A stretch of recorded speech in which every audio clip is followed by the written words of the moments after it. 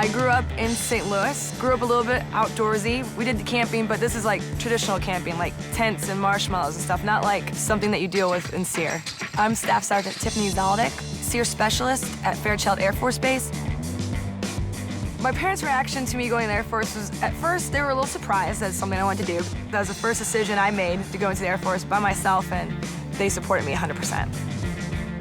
As the recruiter started explaining a lot of jobs to me and, of course, what my degree was, once I saw the Sere brochure and he wiped the dust off of it, and I started asking him a lot of questions, the only thing he told me was that he knew that was a very difficult job to get, it was physically demanding, and barely any females made it. And I was like, this is my job. I do respond in a very proper way to a challenge. Sere stands for Survival, Evasion, Resistance, Escape. How to survive any type of environment, coastal, Arctic, tropics, desert environment, as well as a prisoner of war situation, and still get back and return home with honor. After basic training, you go to indoctrination course, which they call Sere Specialist Selection.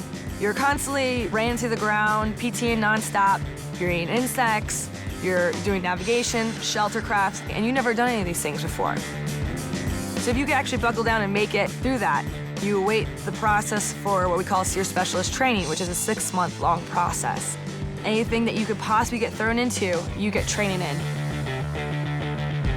A female in Sere is definitely a rare thing. It did take a little bit for another female to graduate, which was myself. I was the first one to graduate within a 7-year time period, but we can do it. We did it.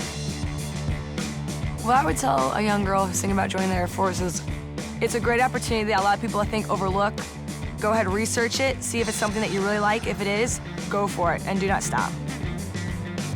I don't believe there is a limit for me or for anyone in the Air Force at all. Whatever you want to push yourself to do, you can do it.